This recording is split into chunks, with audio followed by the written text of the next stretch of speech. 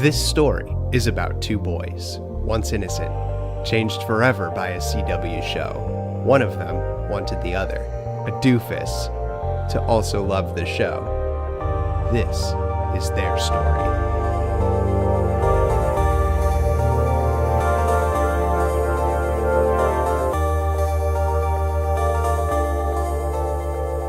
Welcome to RiverDorks, the podcast dedicated to the greatest show of ours. Oh, did we get room noise? I swear.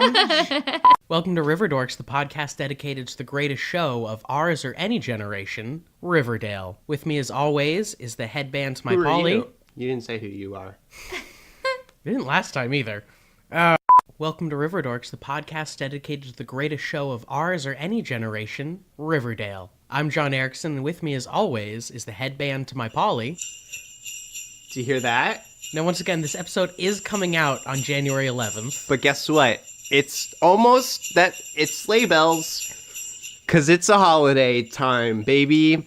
I'm Roger Miller. We're gonna get holidayed up here. SantaCon has passed. Just putting that out there. It's really the only reason for the season. I missed Yeah. SantaCon.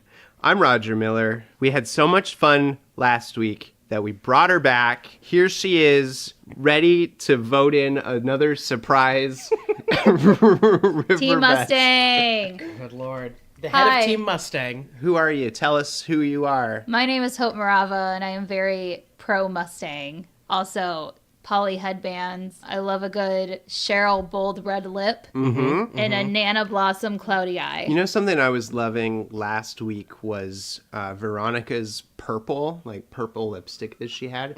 Very solid choice. Hope, what have you been up to since we've seen you last? I was in Michigan for the holidays. Uh-huh. So I did that, and then now I'm here Well, in Brooklyn. where better place to be than here to watch and talk about Riverdale? And what better way to do it than with this, our special, you can hear it right there, Oh, folks. Sorry about that. We got ourselves a box sent to us by our good friends at Shaker and Spoon. You heard about them last week in the incredibly disjointed ad that I did for them, but we're going to try and do things a little more natural, a little more off the cuff, because we're here with their... Because off the cuff worked so good last time. Well, I was kind of working from a script, but that's not the way we do it here in the school of doing things off the cuff.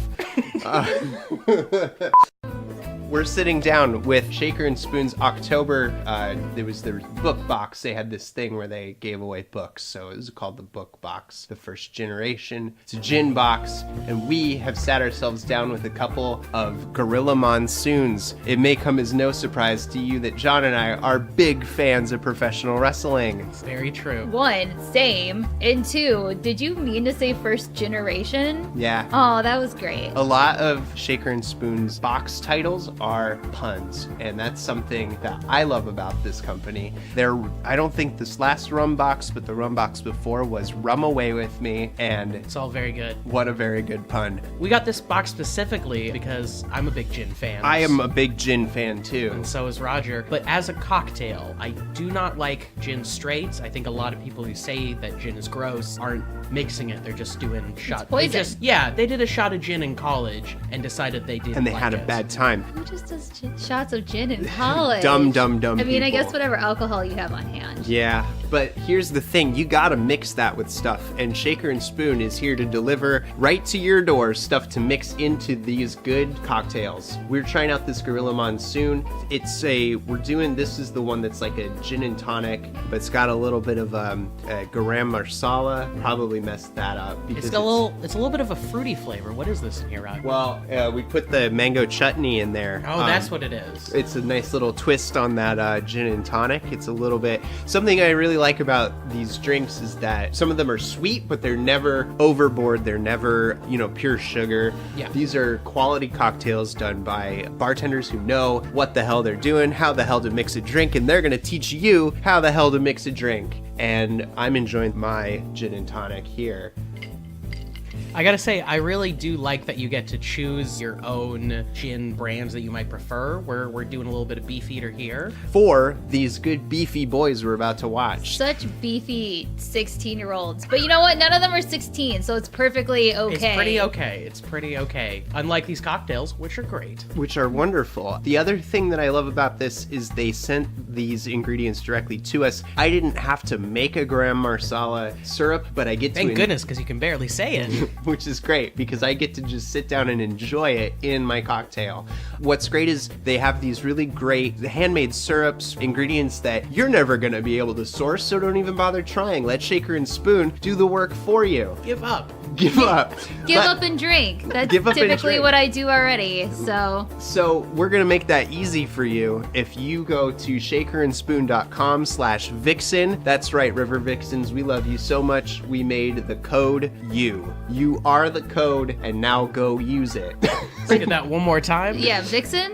Vixen, Vixen. So that's shakerandspoon.com/Vixen, and that's going to net you $20 off any subscription. The holidays are right around the corner, or have just passed, depending on where in time everything shakes out. But I would be stoked out of my mind to get the gift of cocktails anytime. I'm good for cocktails whenever. Just ask. 3 in the morning, he's good for cocktails. I'm into it. Every hour is happy hour with Shaker and Spoon. Hey. Nice. Also, I have a pitch for their next rum box. Hit me.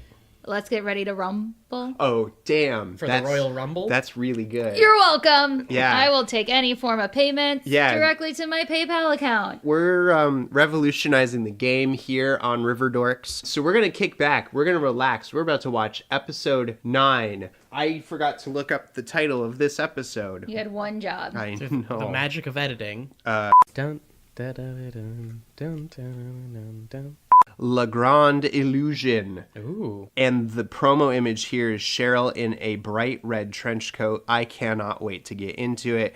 We're going to kick back with these gin There drinks. you go. This is a perfect show, but even a perfect show gets even better with a cocktail. You heard it here first, folks. So that address again is shakerandspoon.com/Vixen. Get into it, and we're going to get into this episode, and we will be right back. Go make a cocktail! Don't trip. Oh, So until next week, Gorilla Monsoon for Bobby the Brain. Hey, loser, give me a 180. Let's get out of here. I can't get these wheels to work. We'll see you all next Monday. Here it is. It's wintertime Ho, ho, ho, everybody. in Riverdale. that does thematically fit. Thank you. Good on you. I like that we talked last week about how ambiguous the seasons were, and then it was like, no, now it's winter. No, now it's winter. and now all the women are wearing coats. It really Only was. now. It's all Hope ever wanted, Just want them to be warm. We're back. if you hadn't noticed. We all thought it actually seemed like a much shorter episode than last. Am I correct? Yeah. Yes. It felt... More streamlined. This more streamlined. It felt like the stakes were maybe a little bit higher, and so things kind of moved on at a little bit more of a clip. I think the stakes felt lower because most of it was just, will Archie go to the dark side? Which, of course, he wouldn't because he's too stupid to. Right, but it's a thing where the stakes for Archie are very high. Like, you know, in the grand scheme, it's not necessarily... Yes. Relatively, but for a 16-year-old. Yeah, for Yeah. a 16-year-old, for Archie, like, this is big deal stuff. It's the second unofficial sequel to Wall Street, not starring Robert Redford. Or what's... Shia LaBeouf. No, it's not Robert Redford. It's Romancing the Stone. Oh my god. What's Oliver happening? Stone. No. We're all over the stone. Scrooge McDuck. Jack Who Gallagher. is Gordon Gekko? You guys are awful. Who is Virginia He's- Woolf of Wall Street?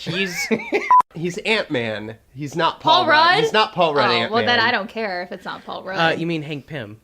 Oh my god, I hate... Hank Pym was Ant-Man. Yes, but the actor, Michael Douglas. Michael God Douglas. damn it, we got there. Why didn't you just say Michael Douglas? You're right. Hope- They Yes. Tell me about the outfits in this episode. Well, everyone's almost dressed appropriately. I have some Almost. concerns about Betty's blue little bomber jacket she had on the old time. Oh, yeah. I was really impressed with Polly's headband game last time. And this time, I couldn't help but notice all the different brooches. Even in the school. It was a very brooch-heavy school. Like, every coat had a brooch. Sometimes they were the same. I was sleeping on Alice Cooper. I noticed in the last episode that she had, like, a little flower brooch. And then in this one, she had even a bigger one, more of a statement. Because, like, as a character, she is blooming right now. She's coming blooming, into but her also own. that ties too far into the blossoms. I don't like that. Oh, that makes sense. I have a conspiracy theory. Please. I think that everyone's, whatever type of brooch they're wearing has a symbolic meaning, which I feel like isn't that much of a conspiracy theory as it is probably proper But planning. it speaks to the quality of the design, though, that Yes. like that raises the questions of like, what does it mean when Cheryl is wearing the red spider brooch, and what does it mean when so and so's wearing, you know, Or her black spider brooch. Yeah, Basically, yeah. I'm looking at this like Lost, and there's just different Easter eggs that I Right. should have been But I picking do up on think the whole those time. are very true, yes. Yeah. Well, that's like Breaking Bad too, right? People Oh, have yeah. gone episode by episode and like marked down color is super important in the wardrobe in that show. Like you watch Walter White, his kind of slow corruption is brought out in the wardrobe. Like anytime he's doing Heisenberg shit, he's wearing dark colors, and anytime he's doing Walter White, I'm actually a good person stuff, he's like wearing lighter kind of things. And so like you can track like his descent through the whole just by watching his clothes. Yeah. Is the show better than Breaking Bad, Roger? Yes, you heard it here first. Oh my god. I've never been so happy in my life. Oh, okay. I feel like a successful cult leader. It is not better than the greatest show on television. Which is all three of us. 3, 2, 1. My The Little Office. Pony. Oh. I was like, we Oh. all had to say what our number one favorite show was. And I you was- ruined it. Yeah, but he said My Little Pony. How am I the one who ruined it? You thought I was going to talk about The Wire for a while. Probably. You love talking about The Never Wire. seen The I guess Wire. We Bear Bears is probably my favorite other show on television right now. Very wholesome. Can I talk about tableaus for a second? Go on. And how I love these tableaus that they're starting these episodes with. They're not realistically filmed, but they're these kind of like Jughead's talking about a family in particular, and then we see like these shots of the family standing together. Like in the last episode, it was the Coopers doing the like we're a perfect family thing, This time it's the Blossoms. and this time it's the Blossoms all. With creepy Jason. Yeah. He's too pale. He's so too pale. He's too, like, everyone else is pale. He's the number one looks like an alien in this show. Well, his dad is very close to second. That's true. I'm really liking that they're using kind of that trope to open these episodes, because it would be really disconcerting or like would take me by surprise that the episode had started, because it would go from Jughead telling you about what had happened to Jughead telling you what was now happening to what is now happening is happening. And then you'd be like, oh, the episode is like, I'm 3 minutes You're behind in now. it. Yeah. And there's So- been like a couple weeks jump or something. Yeah, so I like that they've got these kind of non-realistic tableaus that paint a really solid picture of like the family in question. And Speaking of the family in question, we start this episode with a look at a lot of... I thought I was in a greenhouse because there were a lot of blossoms at the start of this episode. okay, bud. Okay, bud. Thank you for listening. That's the end of our podcast. I did it! It's maple season, maple syrup season. It's maple... Damn it, I thought of a better one. Blossoms are in full bloom. Oh... What's happening? We've got, so everyone is in town because the rest of the family is kind of vying for control of the Blossom Empire. the Blossom this maple empire. They all feel that Cheryl can't hack it as a leader, and they need a dumb redheaded boy to step up. Let me ask you guys something. Do you think the actual maple syrup industry... Could a family be this rich and have an entire brood of people all because they have a large amount of land with maple syrup? Yes. Yeah, I think they could. I mean, people make money dumber ways Yeah. in less like For this stupidest whole stuff. whole shebang. It's like they got the trees, they got the product, they got it going for them. I'm believing it more and more, and maybe it's just my age showing. But when I first saw this show, I thought it was ridiculous that a family could be this rich and powerful because of maple syrup. But I guess, like... Liquid gold, baby. I guess the basis of this is that they are, like... Sweet. Just ask the Canadians. Ask Buddy the Elf, man. You like syrup. Ask Canadians. I legit had some deja vu of someone yelling at me about Buddy the Elf and Canadians. I'm so sorry. Yeah. Anyways, so yes, the Blossom Brood is in town, and meanwhile, Cheryl's got her hands all over another red-haired man. She's thirsty for that Archie. She wants... Nope, not gonna say it. Never mind. No, We're gonna keep going. We'd love to hear it. I was like, yeah, she wants that Archie syrup. And in my brain, I was like, that's really bad. And now it's gonna Archie be... syrup season. She wants to pour herself a big blob of Archie. Blob of Archie. Archie's Excuse the me. waffle. So No, keep going. So she invites him to this family gathering. The Blossom annual tree tapping. And they do this whole song and dance thing where, like, the family's very rich, and so they decide that because he kind of fits the mold, this redheaded boy who's got enough of a head on his shoulders. And captain of the football team. Captain I'm of the also football- convinced captain of he's the like football the team. only other redheaded boy in Riverdale. He seems to be. Totally believe that. Yeah. Yeah. He turns That's Cheryl bold. down. He turns Cheryl down, and so Cheryl's mom shows up. And she goes, hey, I heard you turned my daughter down. Get a fucking load of this. And then she tells him about the music academy. Yes. He could basically... She is bribing him, saying that her great uncle or somebody in the Blossom Brood is the head of this thing where Archie could basically have a summer intensive making music. And He was also very like quick to be like, oh yeah, I know. And Yeah. it's so hard to get into. And I'm I like, guess you don't know, this budding show- musician. I think it tries to make Archie seem likable by making him so dumb. Naive, I Dumb feel and, like is dumb, a better... dumb and eager. Well, that's Yeah. that's a trope that his dad also has. Like they have the the That's grass true. is always greener Yeah. when we're not being confrontational. Something I realized, though, is that part of the show's strength is how dumb Archie is, because it gives everyone else a chance For to sure. point out how fucking dumb Archie is and is being.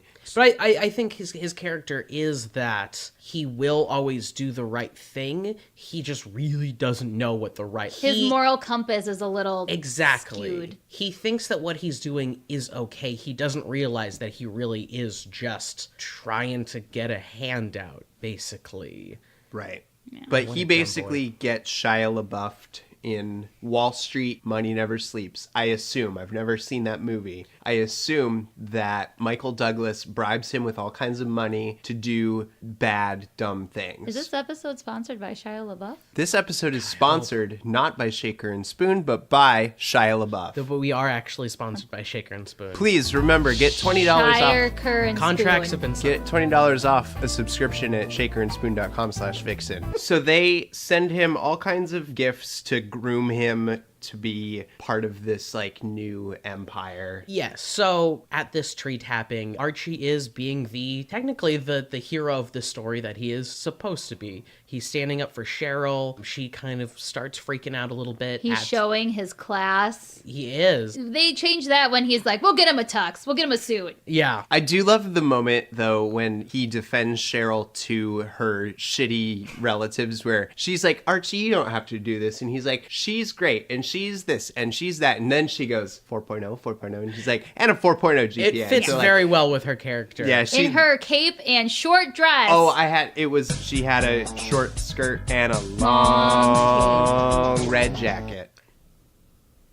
It was very good. Wrote down that this is the episode of justifiable reactions. For the fact that Archie brings up the fact that these people in front of her are like, oh, she's far too crazy. Did you see what she did at the funeral? The funeral of her brother, which Archie points out, yeah, she cried. It'd be weird if she didn't. Yeah. Yeah, Justifiable People reaction. show grief in different ways. Some by crying. Some by crying. So this is all happening, and then meanwhile, we basically have two B and C stories. The B and C stories being Veronica notices that Ethel is kind of doing this cry for help, who we haven't seen since Body Double. At least not in a prominent role. But yes, Ethel is reading this very, very dark poem about the girl trapped in bed whose like mouth is being sewn shut while trembling trembling, and somehow Veronica sleuths that she's having a bad time. Also, again, another role that a 16-year-old is taking on when this happens in a school with a teacher that is missing all the red flags of something's afoot. I don't even know if we see the teacher. Yeah, now that I think scene. about that, now you mentioned, I think there might be a teacher like in the very back. I wanted to say that I really liked Veronica's thing in this episode where she notices this and she reaches out and tries to be a friend to Ethel and invites her to this dinner thing, only then to realize that the lodges are the reason that she's having trouble at home. So she kind of has these guilty feelings wrapped up, but her initial motivating factor was like trying to be a friend. And I appreciated that, like, that was the through line and not that it started with her feeling guilty. And like, there's also like a point to be made with the fact that like both Archie and Veronica end up taking on like very responsible roles when it comes to their families. Like Veronica's like, wow, my dad really fucked up, so now I have to make this right, where Archie's like, my dad's business is in trouble, gotta get this out of the way, taking on a lot of responsibility, the both of them. I'm also just like, wow, 16. Heck of a time. We talked a little bit last time about archetypes and about how, you know, Jughead has been built up in this character based a little bit on his archetype before and how they, I think, wanted to change that. You mean his archetype?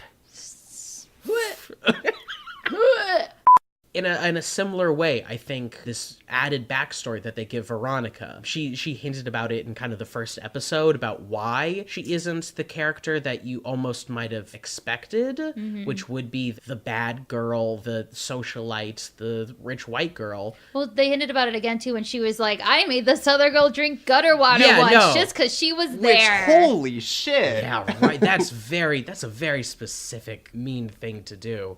But yes, that they've expanded on her background and almost said like, listen, she's still Veronica. You've read about in the comics, this is an obviously more developed character than that, which to be fair, she might have probably was more developed into the comics, but the original Archie type was having her as kind of a stuck-up girl, trying to... You mean Veronica? Yes. You said Cheryl. Sorry. Say Veronica once, clean, and I'll edit it in. Veronica. That's how we'll put this bit in too to address why it sounds so weird and different. The C story is Alice Cooper talking about this expose that she wants to print about the Blossom family, and Betty and them wanting to talk to Polly, who's not responding to emails or calls, and so they're all worried about her. Yes, it's the repercussions of what happened at the end of last episode where Polly seemingly chose the Blossoms over her own family. It's Polly's choice. Ooh. She made it. She did make that choice. I'm going to start thinking about that every time. She took her collection of headbands with her. Okay, all that was in that suitcase. Because she's wearing nothing but black in this episode, so I think she just... Could you imagine if she was just, like, unzipping it and she just opens her suitcase and it's just, like, a million headbands from eye to toe. And everyone's just like, everyone's like, you're pregnant. You need, like... maternity pads.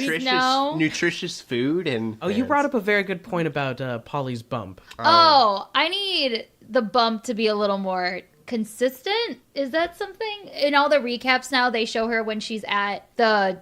Sisters of Quiet Mercy. Yes, I was like, the farm, the Sisters of Quiet Mercy. And I was like, wow, that's a very prominent bump. And then we watched the last episode and I was like, that bump isn't reading as hard, which I was like, she's sitting, like, if I was the person doing the costuming for this, I'd be like, okay, well, you can't see it, so we don't need to have it in. But I just need, like, how far along pregnant is she? With twins?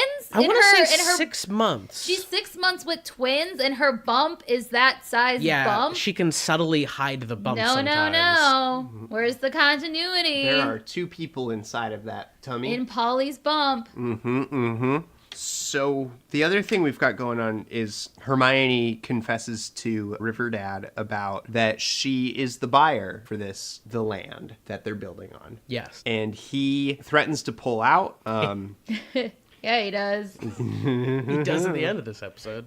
Get that last drink in. Get that last bit in there. Oh, that ice has lasted so long. Right? It's good ice. Some good ice. Does that come in your shaker and spoon box? The ice is not included. Please don't expect ice to come with your box when you go to shakerandspoon.com/Vixen to order your box today. I only like my drinks chilled. They didn't give any ice. Put them in the fridge. Oh, so I wanted to mention, too, that it feels like not a ton of stuff happens, but the scenes that do happen feel really significant. Yeah. This is still a large advancement in the plot of most of the main stories. And part of that is that Alice, you see... kind of pull back into herself after last episode and kind of go back into her ways and kind of like Polly made her decision and this is that, and like kind of back into her same patterns. Betty recognizes that happening and says, oh, I think my mom is actually like really hurt because she's like falling back into these old patterns. And that's a nice little character moment for her. And then she also gets to throw a rock through a window. So that was neat. She really does. You mean the loose brick from the curb? Yeah. Riverdale is literally falling apart. I mean, I just want her to throw something in every episode now. I hope that someday... The remote, the brick. Yeah, it becomes a running thing. I hope someday I get to scream, I want my daughter back, you bastard, as I throw something through some window somewhere. Honestly, I hope that doesn't happen in your life. Yeah, also his name's, I just remember, well, I also heard it was Hal. I was like, ugh.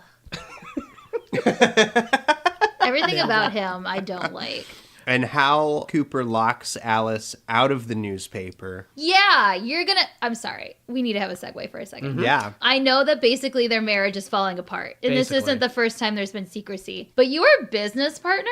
Right? In not only your business, but in this business called marriage. And you're not doing it right, but you're gonna go and you're gonna change the login information. And That's then fucked up. and then fire your wife. And then fire your wife in front of your daughter. Yeah, again, this is more evidence for Hal Cooper is the worst dad in Riverdale. Literally the worst dad in Riverdale. I'm almost convinced. Riverdad is back. He sees this Wall Street Money Never Sleeps business going on. Cheryl swings by and calls Riverdad Dilfy. Oh, we forgot about the Dilfy. She's like, nice haircut. You're looking... Especially Dilfy. Yeah. She swings in with a vintage Les Paul guitar, drops it off for Archie and says compliments of the Blossom family, and then it's in their color. She's trying to sweeten the deal. Yeah, so she leaves and Riverdad immediately sees through this shit and he says, no, this is some Wall Street Money Never Sleeps business. I'm over it. And don't you fucking think about it. And to be fair, Jughead is there too and also says you're about to get indoctrinated into a cult. But if there's something that we can count on, it's Archie being a doofus. We can. It should be noted that at the end of the tree tapping ceremony, Archie is asked by Cheryl and her dad to come to a ball? A dinner. The dinner.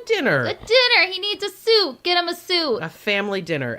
Yes. Oh, and then the awkward suit fitting. When he's like half clothed and he's like, can we talk? He's in his boxers and he gives up his only bargaining chip to Cliff Blossom immediately in that, like he just lays it out. He's like, my dad wants help. To which Cliff responds, oh, that's basically better than my son would ever be. He basically says like, oh, I can't imagine Jason would ever turn down something to help someone. Though to be fair, that's like part of the grooming, I think, that he's like feeding Archie this line of bullshit. Like, I don't know. It's a weird thing to say to anyone. Yeah. It seemed more like something that should have been said in private. Especially when you have a dead son. Who Archie was friends with, supposedly, seemingly. Yeah, right? Also, let's just not skim over the fact of how Val took it. Oh, and she, the same way as with the guitar. She and Luke Perry Dad. She and Luke Perry Dad are on the same team, and she's like, this is bullshit, and don't even think about it. Val we'll get to at the end, again. What I really like, no, we can get to her now, because what I really love... Okay, we're just gonna do Val. Because what I really loved about her in this episode is that she addresses the fact that not only Archie, but the entire show has been ignoring her for the last 3 episodes. Yeah, her time is valuable. Yeah. Oh, shit. She is on it. I only get funnier this late at night. We're just going to say Val's whole... So, yes, Archie supposedly tells Val that he is going to do this whole thing with Cheryl. Because he wants to get into the music school. Because he wants to get in there. But this isn't a scene we see. We only really get 2 other Val scenes. Right. And for some reason, we couldn't have seen that scene. So that is painted... She's, of course, in the right, but her first big scene in here,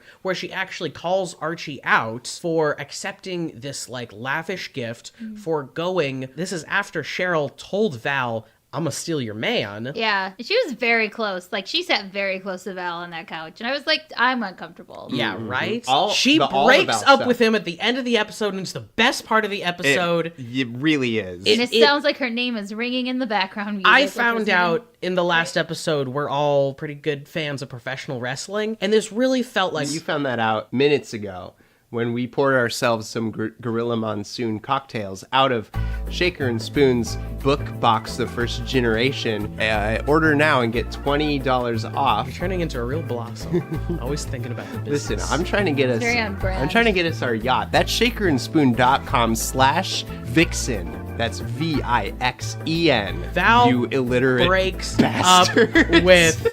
I'm glad that she got her, final fuck you to Archie. She won't be bought. Because he thought that he was going to go through all of this stuff and like kind of, have one toe over the line and like, maybe I'll see what this is all about and this kind of thing. And when he comes back to Val, she says, no, you like blew me off over like this whole thing. So I'm out. And Well, even before, maybe that's why we didn't see her. She was literally like, you've been ignoring me and blah, blah, blah. And there's been an absence of Val. You and the show have been ignoring me Yeah. for all this time. And it's a great breakup, too, because she is just listening to music walking. He runs up and is like, hey, no, oh, you were right. I'm and she just says, silly. oh, time of day. And she walks off and doesn't even give that to him. She literally breaks up with him. I don't think she stops walking the entire time. I think she kept breaks one up headphone with him. in the whole Yeah. time. Yeah, Yes, she did. did. Yes, She took did. that one out to be Ball like, move. no. She can't even give her entire attention to breaking up with this stupid Because he could never give red-haired attention to her. idiot. Val Exactly. I'm on her team and on your side about this. better be. All right, that's Val's whole thing. Hashtag value Val. Hashtag Val. And that's great because at this dinner party, Archie gets a Cheryl smooch and thinks he's going to run back to Val and be like, ma, ma, ma. But he drops some eaves in the bushes and finds out that Cliff Blossom had something to do with Hiram You are Lodge. skipping real Also- quickly, Well, we're bud. skipping around. Or, I mean, yeah, we've already gone. We're all over the place right now. Yeah. With timeline of the episode. Yeah. But we're playing it fast and loose here. Polly. Yeah, she's inside agent. Yeah, she's convinced that they had something to do with Jason's death. And so she is playing the long game, and she's like, but it's got to look legit, and I can't be like contacting the family and this kind of thing. So she tells Archie to tell Betty to back the F off in not so many words. Yeah. At the Blossom family dinner, which Archie does attend and is wearing red, and which much earlier Cheryl had started calling him Archiekins, which is Veronica's pet name for him. And where was Nana Rose? Didn't see her with any lines. Holy shit! Yeah. Maybe she might have been at the dinner table. Well, they weren't rolling her around. I don't think she was in the picture. Yeah, no, wow, yeah. Oh, that reminds me. See, Van skipped all over. Okay. Oh, did I call her Nana Rose again? Or is Yeah, it sure, Nana Nana. Blossom? She Oh, is so it's Nana Nana Rose. Rose Blossom. They That's take confusing. this picture of Archie with all the blossoms earlier in there, Yeah, and they they do. do that classic thing where, like, there's a flash, and usually it is the picture, and then you would cut to another scene. But for this, it's clearly the picture. They stood stock still for a half second longer Everyone- than you would have expected, and they started moving, and John was like, what the fuck? It was legitimately unnerving. That may have just been the gin talking. I was like, I've definitely seen that used in other things, but That was also the first time the snow stopped falling. Mm-hmm. So it looked legitimately frozen as compared to all the scenes before. yes. In the midst of all this going on with Archie, Veronica is having a real come to the Lord moment because of Ethel. Right. She's realizing that her family has had an effect on people in Riverdale and that she is basically done being party to her father. They mention his trial for the first time and her mom is like, we're going to maybe have to not necessarily lie, but that's some stuff that gets you indicted. Yeah, I was like, that's how the law works. That's how the law works. So she has this whole thing where her mom is kind of like, well, we're maybe going to have to like bend some things around. And she sees kind of the human impact that her dad's actions have had. And so she decides that she's over it and isn't going to defend him anymore. Specifically because while trying to continue to befriend Ethel, who we find out is not eating and is, refusing gifts and all this kind of stuff, we find out from Hermione that Ethel's family is going through some really tough times, specifically because of Hiram Lodge and Lodge Industries. I love the dramatic trope when someone is like upset at the school and then they gotta run to the bathroom and then they gotta look down at the sink and then they gotta look at themselves in the mirror and they get the good hard yeah, look at yeah. themselves in the mirror. Ethel's father attempts suicide, to which then Veronica reacts, so filled with guilt that she runs into the bathroom. Great slow motion pull of her necklace of pearls. Pearls. Drop on the ground. Yeah. Her signature. I thought Martha Wayne was been shot. I saw so many dropping pearls. You heard it here first. So she ultimately kind of comes to the conclusion that she's done like playing party to her father's stuff, and part of that is like meeting Ethel's mom, Mrs. Muggs, and when she kind of reveals that she is related to Hiram, she takes it less than magnanimously. She like gives her an earful. Yeah, she's kind of harsh to a 16-year-old. Yeah, who had nothing to do with what happened to her and her family. Also, did Ethel not know that her last name was Lodge? Yeah, that was a weird Where she was like, thing. I'm a Lodge. Although when she first talks to Ethel, she's like, my mom and dad are yelling at each other about stuff, and like maybe they're trying to keep it hush-hush about like specifics. Well, they wouldn't be yelling if they I wanted to still keep think it she was hush-hush. like introduced to the school, like, hey, here's Veronica. I'm Veronica Lodge. Maybe. They're probably friends on Facebook. Yeah, I was gonna say maybe Ethel just didn't like put it together, and We should talk more about the brick through the window. Okay, it was glorious. I'm telling you, she's gonna throw things in every episode now. I hope so. Yes, all of that happens. What else? What else happens? The murder wall. The murder wall We can't comes forget back. the murder murder wall. wall's back. Not Keller's So- murder wall. This newest final piece of information that Archie brings back from the bushes is that Cliff Blossom has maybe something to do with Hiram being arrested, which gives motive to the death of sweet redheaded boy Jason Blossom. And they pin more shit to Murder Wall 2.0, which is now no longer being used by the sheriff of Riverdale. But No, he has his own. Yeah, he's got his He's own. got his own at his house. I mean, he probably rebuilt it. Yeah. until we see it, it doesn't exist. Oh, okay. Never mind. I have some mad respect for a good murder wall. I say that there's not enough of them. Agreed. We need more. Do have you nothing have a against murder murder wall? walls. Email. That's a wall for when you're trying to solve a murder, just to be very specific. I didn't specify. But if you do, you should email RiverDorks. RiverDorksPodcast at gmail.com. There you go. R.I.P. Murder Wall 1.0. I want to... Lest we forget. R.I.P.? Yeah, it gets all pulled Rest in apart. pieces. Hal Lodge. No. Hal Blossom. Hal Loveland. Nope. Hal Cooper. Jesus. Hal Cooper has all of Murder Wall 1.0 hidden in a file someplace in the Cooper household. He's got the coop scoop. I want to go back to the family dinner where Hiram... Nope. Now you're doing it. Now Cliff. all the dads. Cliff. Where's FP in all this? That's what I want to know. Give He's me a- he's a the dad I bad can boy really get zaddy. behind. Give us bad boy Aw, he Zaddy. might be drinking. He probably... Clifford Blossom continues basically bribing Archie into saying, listen, we want you to be our daughter's boyfriend. It looks good for us having a red-haired boy on her arm. And... Can't have any other colored hair boy. Exactly. And somehow he also says, like, I'm going to chill out with your dad and won't keep attacking him if he thought that was happening or whatever. I'm gonna chill out. Which Archie, once again, still totally cool with, still doesn't see anything going wrong until he is later greeted by Cheryl at the edge of a pool. It's another beautifully shot scene. Well, they have a moment too where it's Cheryl and her dad, and she's Yes. freaking out. She storms out. Archie finds her at the pool, yes, because Cheryl argued with her dad because her dad basically said, my daughter's crazy, but you keep her under control. You're not good enough. Ugh, he is skin crawling. And then we got what we were all expecting to happen through the entire episode. Cheryl smooches Archie. The smooch. And where Archie realizes that he can't have it both ways and be the Blossom boy toy and a friend, because that's not what Cheryl is interested in or wants. There is about 10 seconds in this scene that I think are genius, especially for the writing. Tell us about him, John. Thanks.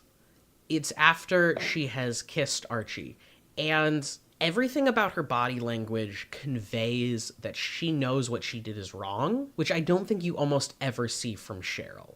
but she is for once not like fluid. She is a little stilted when she pulls back after he kind of kisses her back, but then goes, "What are you doing?" And she says the line, "My lipstick is maple red, in case you're wondering why it tastes so sweet." That is such a genius line for encapsulating what is going on with her character. Because I think she feels guilty for being a pawn in her parents' game. She feels guilty because she knows that Archie really doesn't love her, even if she's started to love him. And I think in this moment, she is so overcome by not knowing what to say, even though she always does, that she just immediately says the first thing that comes to her head, which is talking about her lipstick. And it's such a uncomfortable but vulnerable moment for her as a character, and especially since the next scene with her, she's back to being full-on Cheryl, lavish, whatever. But I think that scene is heartbreaking, and I just absolutely love it. Welcome to John's TED Talk.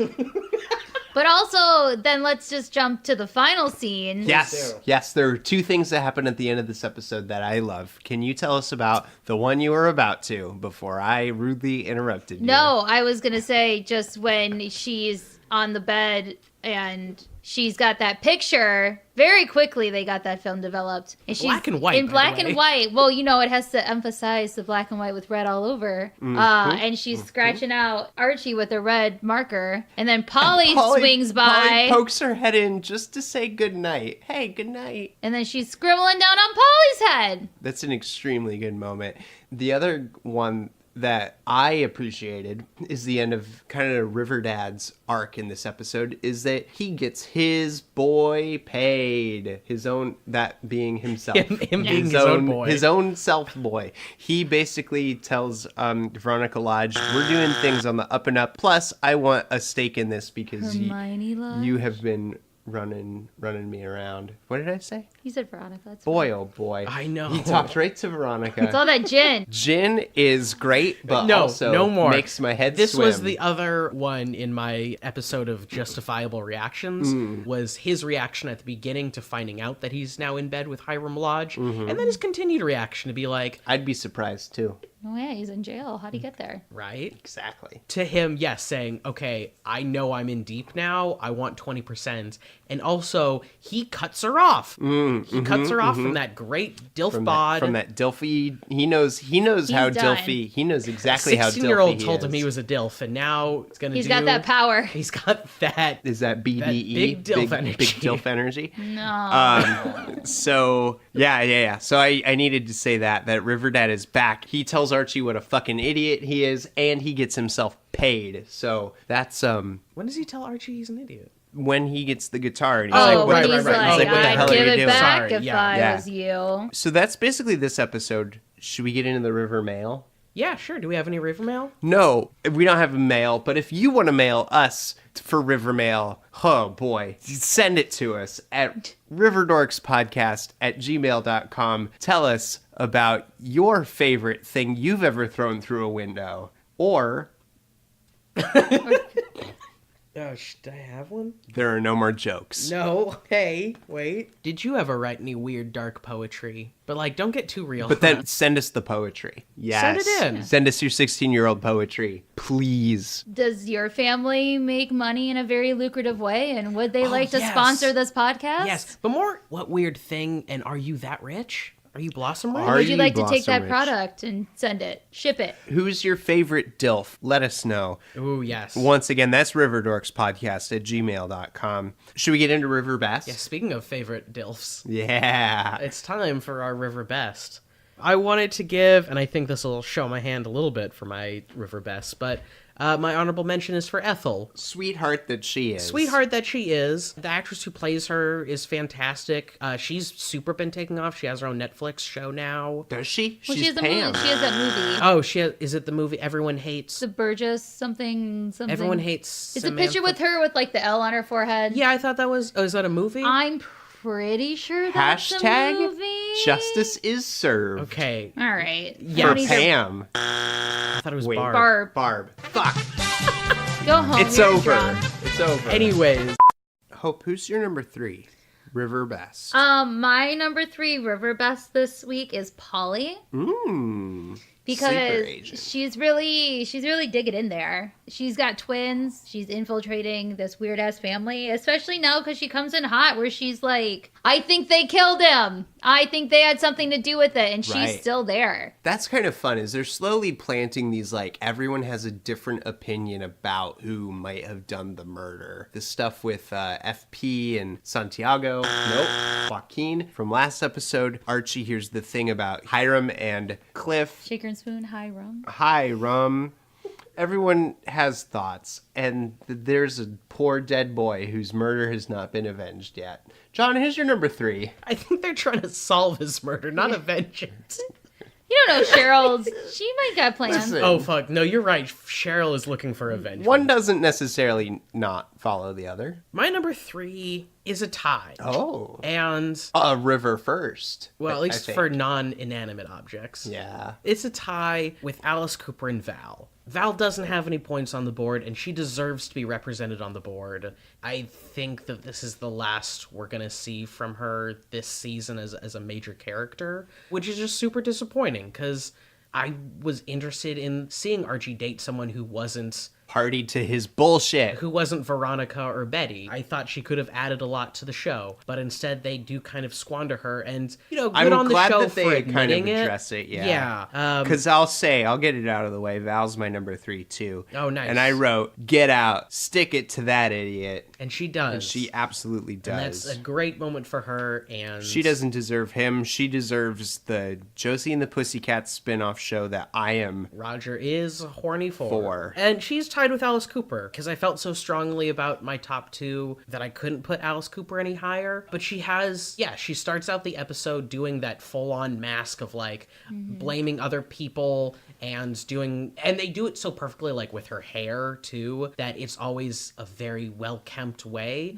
Until she's wine drunk. Until she's wine drunk later, and just like, I want my daughters back. And apparently while she was wine drunk, she did offer to work for a student newspaper, but we'll get into that You can later. twist anyone's arm when they're a little wine drunk. Bless both of those women. Hope, what's your number 2? So my number 2 is Cheryl. Bless. She is on a roller coaster right now. And though everyone basically has her pegged as, like, unhinged, I think she's actually more sane than a lot of characters are in a way. But she is one of those people, too, that she acts very strongly on her emotions. We don't ever really see her apologetic at any point. Yes. Which means she doesn't show remorse for the things that she says in her actions. You can kind of see it, like you said, it's starting to crack a little bit just with that scene with, like, Archie, and she realizes, like, oh, maybe I did take this too far. And you kind of start to feel bad for her. But she carries herself as a character that you don't have to pity. Then you see the end when she's scribbling out faces, and you're like, oh, so she's maybe. something's gonna fucking go down. What I like about Cheryl in this episode is that normally she's the one to, like, slide in real quick and say something mean to one of the other characters. Something snide. This is one of the first times that you realize that it's because her family life is this weird, like, tightrope walk, and, like, she's got to be on that constantly. Yeah. And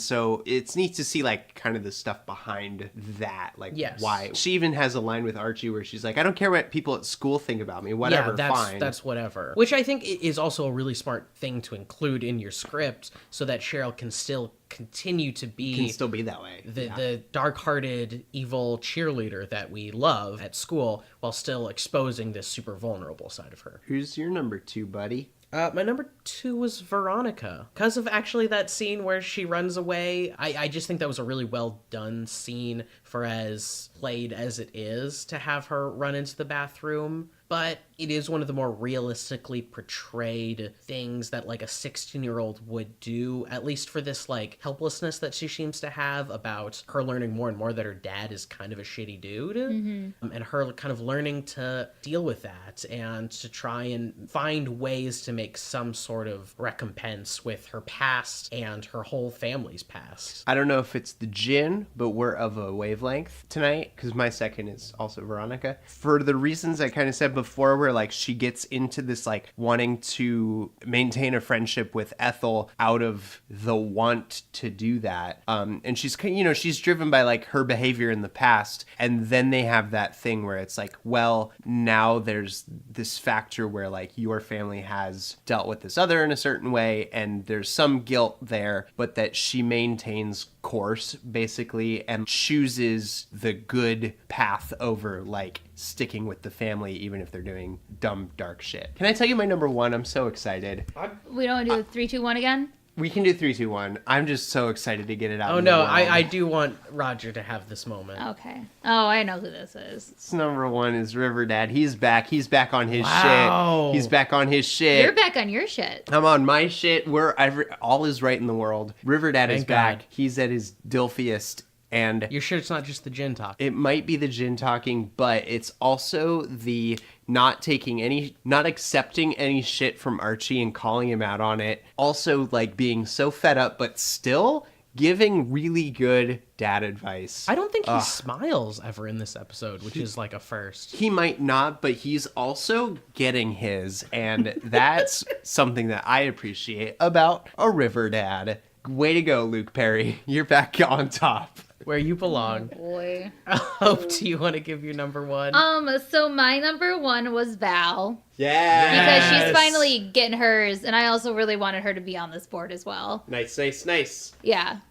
She ain't fucking around no more. She's over Archie's boy next door, trying to be the hero, look out for everyone else, but also trying to look out for himself. A selfish dipshit. Yeah, she's a fucking catch. Yeah. And they did have that nice little scene in the tableau where they were sitting on the same side of the booth at Pop's eating waffles. Which gives you like false hope that this episode's finally gonna like show something, any of them give together. them a nice relationship moment. We have so many Bughead moments, but we don't have any. No, Varchi? Al? Ow. I don't like Al. I don't think it doesn't matter wasn't meant to anymore. be because she's too good for his shit. She's too good, and she's very much too good. She's got her shit popping with Josie and the Pussycats. Tell us, John. Tell us your number one. It cannot be a surprise that my number one is Cheryl. Yes. I already went very much in depth why I think that scene was just genius and super well done.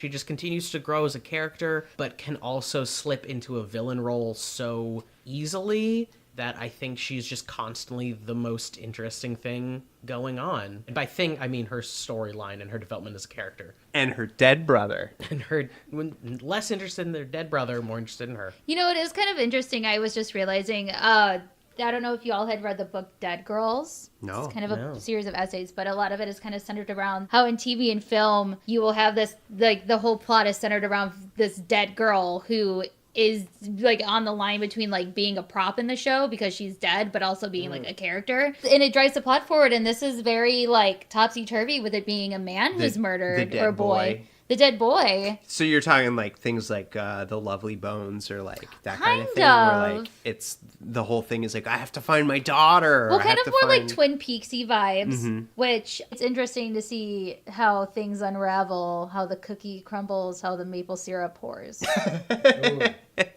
Very good. You're welcome. John, you want to give us the standings? Yeah, I just did crunched the numbers, did the math. Believe it or not, still number one in the ranking is Luke Perry Dad with 23 points. You know he is. Maintaining second place is Alice Cooper with 14 points, but is now joined by Cheryl with 14 points. So it's a tie for second place. Continuing his reign is Luke Perry with 23 points, and now tied for second is Alice Cooper and Cheryl, both with 14 points. Another surprise jump, Veronica has now jumped ahead of Betty from 8 to now 12 points, thanks to a very strong episode from her. Betty still maintains with 10. Behind her, we have Kevin with 6, Josie with 5. Val has made it onto the board. Thank God we had a good guest because she now has 4 points, putting her in the leagues with Hermione Lodge and FP. Then behind there we have Jughead, Tears for Fears cover / the murder wall with 3 points. Mustang, remember him? Mustang! With Always 3 forever. points. How could we forget?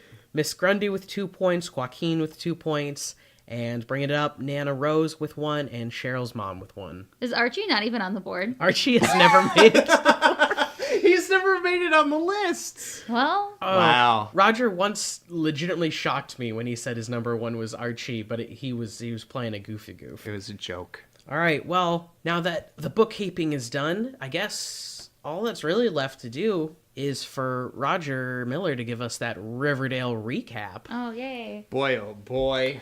This is where Roger tells us everything that has happened since episode 1 And he's had gin. of Riverdale. And my belly's full of gin.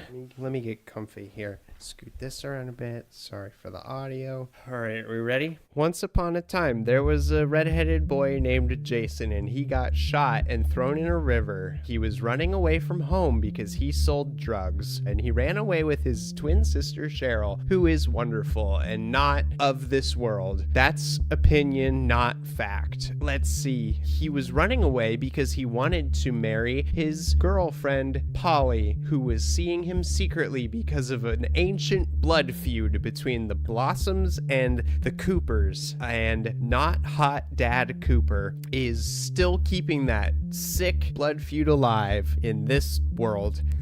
I'm already lost. Let's see, Archie's a dumb boy. He's the captain of the football team, and nobody likes him, and he's always on to some stupid idiot bullshit. And his dad is the best dad who's ever lived, and he was quietly smooching Hermione Lodge, who is Veronica Lodge's mother. Veronica, who just moved with her mother from New York City to Riverdale. They live with their live-in help Smithers. He hasn't shown up for a while, and now I'm wondering why.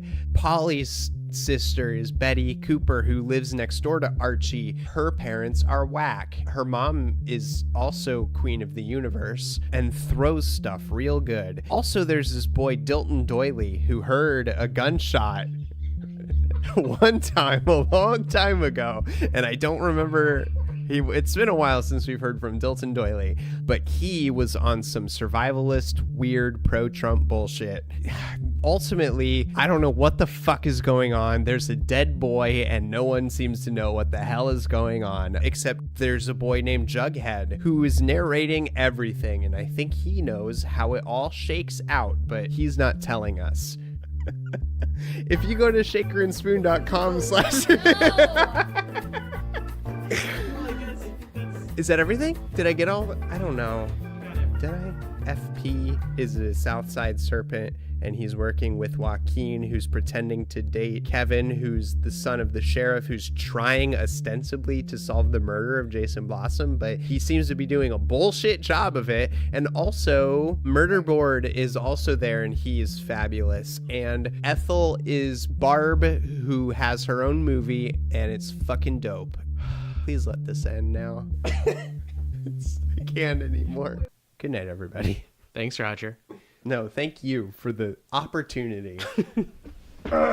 This has been fun, but sadly, we have to call it here because I have to edit episode 5, and it's like midnight. And podcasting is dumb and hard, and why does anyone do this? You got Gorilla Monsoon. You got, the Gorilla Monsoon hit him. Too soon. Hope, thank you so much for joining us. Thanks for having me. Yet Anytime. again. Is there anything you'd like to promote? I host trivia and other drunk game nights. There's usually drinking around Brooklyn, New York. So if you want to find information on that, follow Broadly Entertaining on Facebook for our weekly calendars. Do it. Thank you again for hanging out with us. I'm glad that we're not the only two people in this world who love Riverdale. I do. But I did also say earlier that I thought The Office was the best show. So. And Wrong about that. Anyway, we have to get out of here. Yeah, we're going to end it as we always do. I'm Roger Miller. I'm John Erickson. And like we always say, you're in the quality sticky red always. thick of it. Let's have some more gin. Everybody. More gin.